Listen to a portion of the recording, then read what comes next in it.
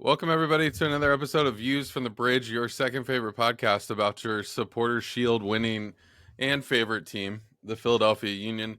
My name is Justin. I'm here with Chuck and Evan tonight. How you guys doing? Chuck, I was going to let you go in Resounding order of responses here. names said. What in the world? God. Well, you can tell what happens when we miss a week, but I'm actually doing pretty well, all things considered. I guess that's unfair to me. I wasn't on assignment 18 times over. So I've had all 2 weeks to prep for my killer of an opening bit where I say, man, this is a lot to do a single podcast to celebrate your MLS Next Pro Defender of the Year, Neil Pierre. That's right. We also won the Supporters Shield. With Neil Pierre on the bench a lot. Off-topic question before we get to the Union. Did either of you get World Cup tickets? Oh, no. So it's actually a funny story here. Oh, no. I actually did get chosen in the raffle to buy World Cup tickets, and then by the time that I could buy World Cup tickets, I couldn't afford World Cup tickets.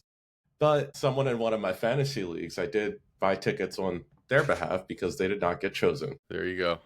So you had the pleasure of buying World Cup tickets, but not for yourself? Is that what that was?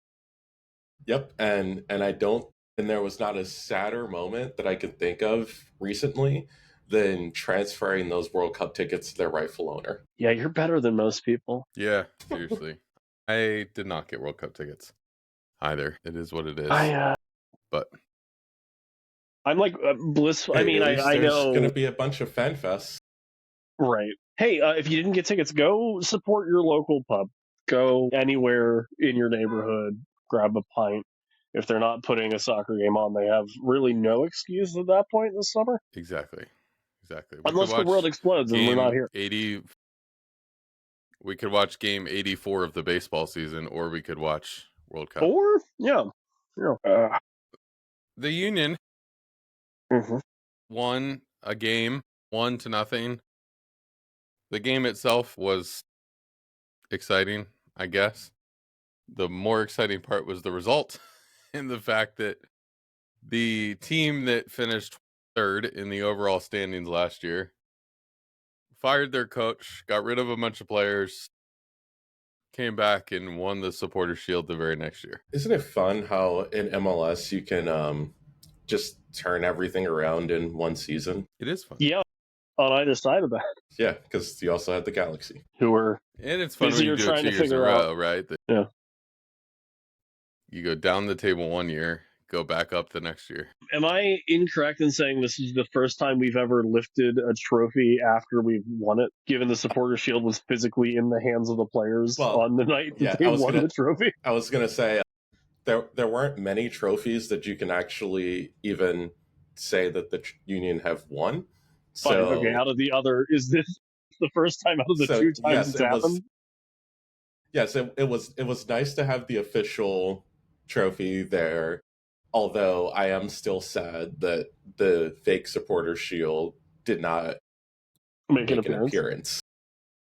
It really should. I bet someone lost the key to that case. It's just stuck there. But with the actual game, though, it was nice to see the Union win a game where there was actually pressure on them, since everyone knew when and you win the trophy, and it's not like NYC didn't also need those points. Yeah. And I mean, I kind of make light of the fact that the game wasn't that exciting because it was a 1-0 game, and 1-0 games can be exciting. Sometimes they're not. And I would say the first half of this game was pretty exciting. I mean, lots of shots from both teams, lots of chances from both teams, some good saves on both ends, all that kind of stuff. And it is nice that, what did we score in the 39th, 40th minute of the game? And then, we had to grind out the whole second half where, like you said, Chuck, the NYCFC is not sitting back and going, okay, fine, you win the trophy, good for you. But they were like, they were still pressing. They were still trying to score. They were still trying to get points to make their way up the table. And we were able to not let that happen. Yeah, there were some very nervy moments in the ending of that game. Well, and I think for New York City, too. It's like you never want to be the team that causes the other team to win a thing, right? Like that's what they're fighting for. And then also, like, in the back of everybody's mind, it's like, okay, our other game is Charlotte away. That's not Although a fun matchup. technically, NYC does owe us one because of Yes. the COVID game and basically them being handed the world's smallest trophy banner. I forgot about that. Mm-hmm. I won't. Yep. Shouldn't. What a weird Says, what a weird time that was. Actually, that's a lie. The only thing that can help forget about that is actually winning MLS Cup. Because that team should have won MLS Cup. Yes.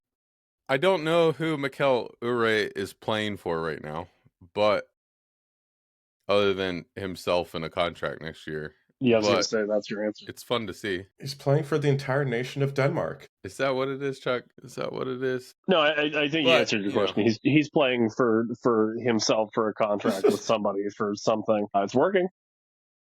Yep. Which is good. It is. It never hurts to have another option. It would be nice if he was playing for the Union next year, but I don't think that's going to be the case. I mean, maybe they figure something out. Does he play this weekend? God. Yes, he plays this weekend. Well, it's tough because he should, I guess. But like, also he's among the players that you still want bubble wrapped. Yeah. Sorry, do we want to do this? Yeah. Okay. No, I don't want to do this yet. I don't want to do this yet. But my only comment to that was I think I want Baribo more bubble wrap than I want Ure. No. Good. We'll come back to it because I have great news for you, Justin. I have an idea. Okay, good. I have a great idea. Well, the big reason that Ure needs to play this weekend is because he needs to keep his consecutive streak of 10-goal seasons going. Yes. Yeah. You're like, hey, man, that 10th goal would be really cool, huh? You should get it against Charlotte. Yeah, he'd have to score 4 against Charlotte, but like he could do it. It's doable. Yeah. It is doable. David Tepper's going to throw an alcoholic beverage at him. There's a couple other plays in that game that were pretty impressive that just were a little bit offsides. Baribo had a goal that was offside that Macania outjumped 5 players and got his head on the ball. Yeah. And then Freeze made a couple point blank saves, but it was definitely nice to get one over like you said, NYCFC owed us one, but also it's nice to win a game, pressure game against a former Philadelphia Union goalkeeper. Yeah. Yes, that aspect too. That's a long list of games. Man, how far back do you want to go? It's really, I don't. Yeah. Hey, did you guys see John McCarthy's in net for Red Bull this weekend? Well, it at least doesn't matter anymore. Their playoff streak is over. Yeah, good for them. Done. Yeah, I mean that LAFC team just involves so many conflicting things with Gareth Bale and then John McCarthy being a LaSalle grad. Right. Like even when I worked for LaSalle IT, and one of the things that I had to do while working for them is like man one of our computer labs that, of course, in the back of it had a giant picture of John McCarthy on it because like John McCarthy and Ryan Richter are the best things that come out of LaSalle soccer like ever. Yes. Is there a giant picture of Ryan Richter somewhere at LaSalle? There's not. He would. There should be. We can push. Well, damn, that's next time I see him. Big poster that says MLS Next Pro to whatever winning. Yeah, that's a meaty post. Like, there's a lot of text on that, but we can. I mean, there's no text on the McCarthy one. It's just him making a save. Well, but we're gonna because Ryan's doing better than. Let me think about that before I go insane. Only one has multiple MLS Cups. John McCarthy didn't play for one of the legacy brands of the United States of America. Okay, so that's and a legacy brand in Canada. So I don't want to hear it. I don't want to hear it. John McCarthy, no appearances for Ottawa Fury, no appearances for New York Cosmos. He's never coached a playoff berth in MLS Next Pro. He's never done a video where he called Jeff Lorenowitz to say, like, hey, we're going to do a playoff against you. Everybody went shocked this year. It was not very fun. I don't even know how to get us off this. Well, the Union won against NYCFC. There you go. Sometimes you just got to let the tangents happen. It's fine. It's good. This is the weekend for it. Sure. This is the weekend for it. The Union are not done this season, although it feels like it. They have a game against Charlotte FC on, I believe, Saturday evening or something. And so I don't know. Does the game mean anything for Charlotte? No. Maybe seeding? Is there some weird? Yeah. Charlotte needs to win to keep a top 4 spot. Okay. Because NYCFC can pass. Well, technically, NYCFC and Nashville, depending on who's playing who, can pass them. Yeah. So they do have some reason to win this game. So we should let them win because Seattle. Nashville is playing near Miami. So we'll let Charlotte win so they can keep a top 4 spot, and then we just curb stomp them in the playoffs or whatever. I mean, assuming they can win their first round game. I mean, they can't, but you know. Yeah, I'm still wondering how the Eastern Conference is going to shake out, especially considering like Columbus is still in that 9 spot. Columbus is still in that 9 spot. Good for them. Wouldn't it be fun to beat Daniel Gazdag? Just true sending a Trojan horse to Columbus vibes. Yeah. Here, you can have this guy. But we'll still beat you in the playoffs.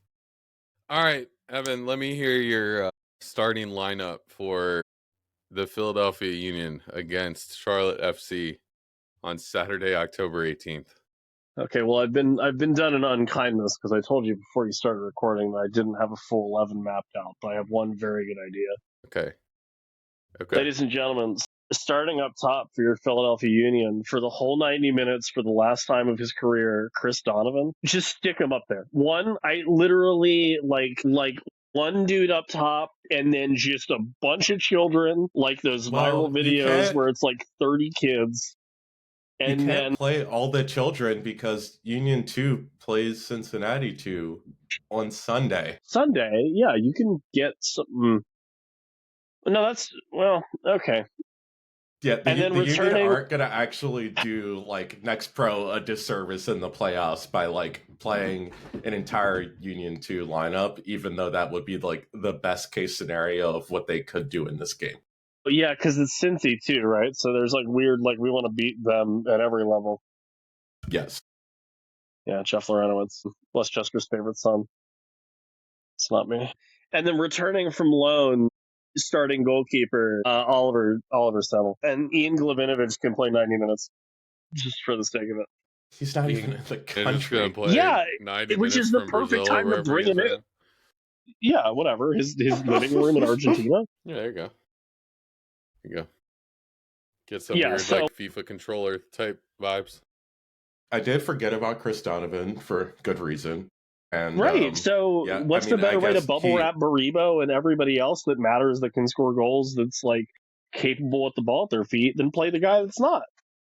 Yeah, no, I mean you're gonna see Donovan, Ure, Bueno, Bender, Bedoya. 90-minute Ben Bender. Who else? And then like 60 minutes of Bedoya because he can't actually complete 90 anymore. Yeah, who else? Well, actually, even better, is this Bedoya and defense day? Yes. This is Bedoya at right back and Bizo at left back. I was gonna say, because Frankie is back now, but you still shouldn't play him. No, don't. He's not doing anything. Frankie needs 20 minutes in this game, but not any more than that.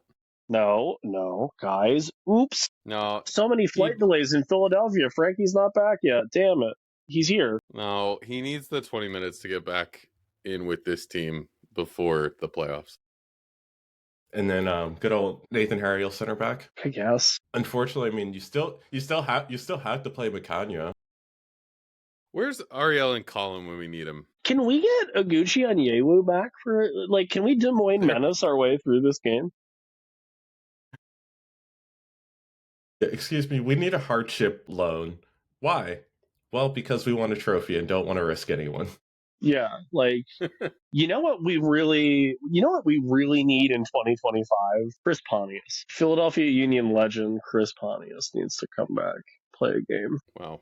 We've died. Ignore that we don't have wingers anymore, and that's like literally the only position he played for like a decade and a half, but I mean, he could technically play as a striker in this system. he's going to play wherever we put him in this world. I start up top. If I'm going to start a Chris at striker to maybe sniff a goal in 2025, it's Pontius. And I don't mean the soccer Chris player. Pontius versus... Nope. I mean the guy from Jackass. There you go. Who also might be 45. I don't, for all I care. They're the same age. Yeah, if anyone, condense this. If anyone of consequence plays for more than 30 minutes, I'm losing my mind. And I hope that us living in a post-curtain world where Bradley Carnell is a gamer can make 4D chess decisions. I see, like, I would be so thrilled if we forfeited this game because we fielded an ineligible player or something. Listen, there's part of me that believes that, and there's part of me that could get on board with that. The problem that I have with that is I've watched one too many teams, mainly the Riverhounds, win or get close to winning games or seasons, and then rest players in the last game of the season and then come out and look like crap. How about the fact that it doesn't matter anymore because it's not a one-game elimination? That's true. 3 games? That's true. Yeah.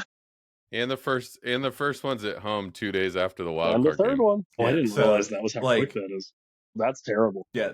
Oh yeah. No, it may not be. It'll be 3, but it's pretty close. And like that is the one that is like the main benefit that they actually did give the 1 seed is like, hey, you have to go through this like wild card game that you have to do everything in, and then you have to travel to a stadium where this team has obviously been very good at. Us. First round buys more often than not end up being a trap in single elimination sports. I mean, technically it was also a trap in MLS last year, but there's no Brad Guzan to stonewall the Union. And also if the Union ended up in an Inter Miami situation last year, considering their history against Brad Guzan, it's a very different scenario anyway. Yes. Best of luck in retirement. I'm going to miss the Union being able to score goals on him. Back again on teams we enjoy playing. Atlanta United with Brad Guzan and net. Yes. Yes. Yep. For years, that has been a positive result. He really should have got on the GoPro thing and just vlogged all of him giving up goals the last, 3 years. Well, actually, the referee cam was the end for him because then there would be more angles of him giving up goals. Him not covering the near post or between his legs at all? Yeah, that's fair. Yeah. Like, Brad, just admit you can't rotate your hips anymore, man. It's okay. We get it. You're 50. Okay. Yeah. Yeah. Actually, it's funny. It's funny that you say that, talk about retiring players, because I was watching Kristen Press's retirement announcement, and she said something along the lines of, I thought I would play until I didn't want to play anymore, and then I realized that day would never come. And I thought that's pretty smart of an athlete to be like, I'm always going to want to play and I'm always going to want to compete, but right, I can't anymore, and I just can't do it. Not that Kristen Press probably wasn't at that point in her career yet, but which also, speaking of all these athletes that are retiring in season, and there's still no announcement from Ali Bedoya. I think, I'd be curious to know. I think he feels like he can't say anything because then stuff's going to happen. If I announce that I'm retiring, I can't win a trophy off of that. You can. Derek Jeter did a whole retirement tour off of it. I feel like there's a gap there. Plenty of players have used that for motivation. Send this guy off on the right foot. I think he is using it internally for motivation. I do not think he is saying it out loud if it's happening this year. I And mean, I I think it still don't worked. think halfway he feel like knows it's if it's never going to happen. Like, I think, yeah, if the Union win MLS Cup, then yeah, he may just like retire on the field right then and there. But like, that's probably the only way we're going to get like an actual Bedoya retirement moment. Or Yeah, we'll get it in because the what off the season. We'll get it in the off season. But that's the thing, that's not a moment. Yeah. Like, there's going to be so much No. stuff going on during the MLS offseason of the Yeah, whole but 2 weeks of it. Yeah, all 7 days. He retires at the winter meeting. He's like, thanks, guys. No. I don't think he's ever gonna get like a MLS moment, just because I don't think his output in like things people care about, which is like goals and really cool saves, was like his MO. Like, it's not going to be like I don't know, like a 15-minute highlight reel of like the best yep, nailed it, the best Alejandro Bedoya covering tackles in his MLS career. Like, that just doesn't make any sense. Yeah. But Hey, he had I his think, highest goal and assist season with the Union. yeah, but how high, how, like 6 like, and if you're 5. clipping He a have a highlight reel, how much So stuff you he, got? I mean, he has he has 31 goals and 31 assists in his 313 Union appearances, and like, I mean, I know that's not a ton, but for Well, for a us, it's player incredible. like Bedoya, that's pretty significant. Yeah, no, And just absolutely. like when you take into account that like he signing for the Union is what truly like started changing the trajectory of this team. When you See, we're so go nice to him when we most want to be. impactful most impactful signings in history, Yeah. he's No, I mean, he at he worst is case a number 2. yeah, he is a first game after you hang him up, like, Ring of Honor, do the drum gimmick, get your jersey retired, Jim comes back, and that whole thing. But like, I don't think he's getting like a MLS like Wondolowski level, like, thanks for your service, and that's fine. He might if the Union won MLS Cup and he retires. Sure, but that's like a whole, like, movie cinematic ending thing. That's not. Yeah, well, because just that is the moment that like the league has to actually pay attention. Yeah, I don't know. Justin, do you And have any actually, thoughts not that on your?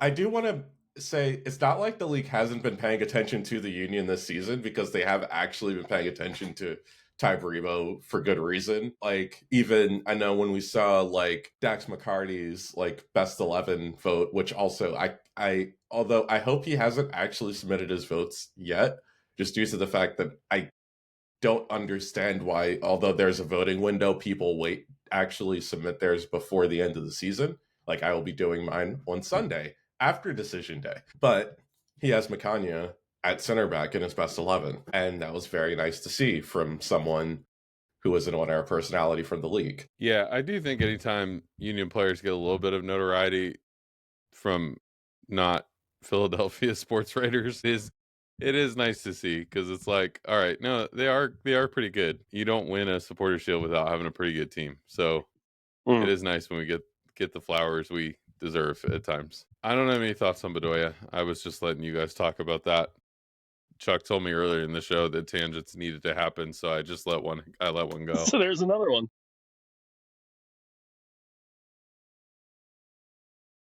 I was thinking about something else you said, and then it went by. It's fine. Anything else, guys, that we need to talk about before we get out of here today? And then I guess next week we can pick up playoff talk. This podcast is the only thing stopping me from playing Pokemon right now. So, Sure. Here, let me talk Chuck's about. like, be done so I could play. No, I will. Here, just really quick, since Chuck brought it up, maybe we'll talk about it. Do we have like a for sure team of the season like lock on our roster? I think there's Kai Wagner. one. Justin. If I guess, yes, I think it's either going to be Wagner or.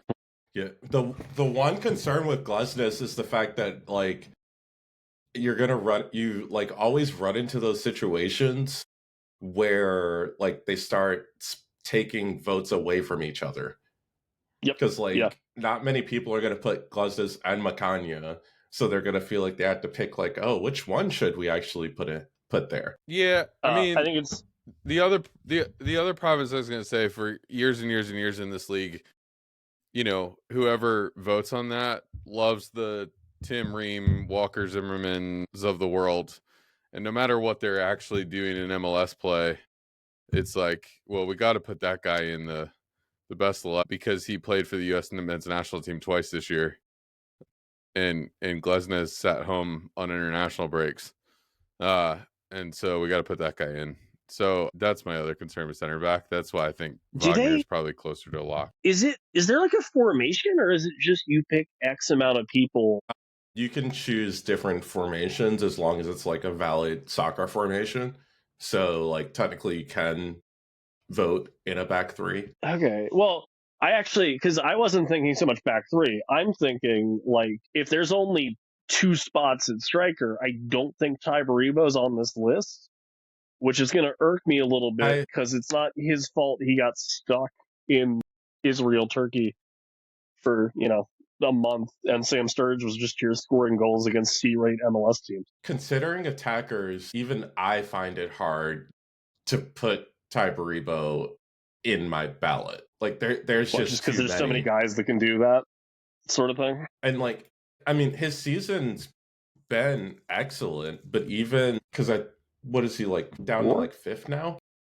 That sounds right. Yeah, because even like Jovic and Peter Musa both have 18 goals, but like it feels pretty locked in for those forward spots with Messi, Buanga, and Sam Sturridge. And then I feel like Son's going to get a weird amount of votes too. Now those things are what irks me, like Messi almost winning MVP after a half season in the league.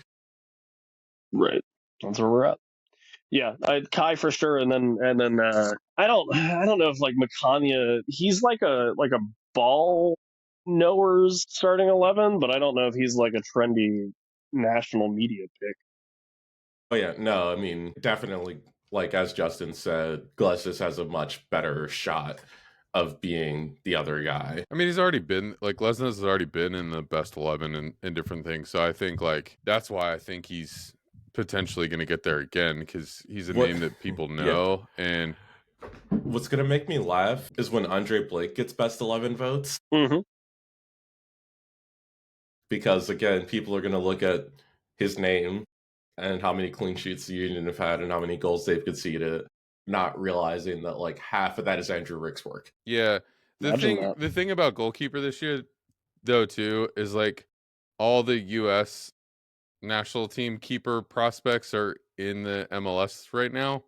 So it's like people know Freeze and Turner and Schulte, and like there's the whole list of US keepers that are already around the league. And so I think those guys are going to easily win it just because, again, name and notoriety. I mean, Turner's not going to win it, but because New England is New England, but there's other guys who are performing well enough that, oh yeah, that guy, I know that guy. Check. Mm-hmm. All right, well, that's all I got. Chuck, go play Pokemon. To your point, Chuck, about guys taking votes away from each other, I think that is the sole reason that Lukic and Jean-Jacques are not in the best. No, I would agree with that. Because you're not either one of them were on this team by themselves. Yeah, because you're not going to put both in your midfield. And then so it's just like, oh, which one? Yep, exactly. All right, well, that's what we think. Let us know what you think. We're excited about last game of the season, playoff starting in just a couple weeks here, and we'll see what goes on. So let us know what you think. You can find us at VFTB Pod wherever you can find us, Instagram, YouTube, all the things. But let us know what you think, and we'll talk to you again with more Union content very, very soon.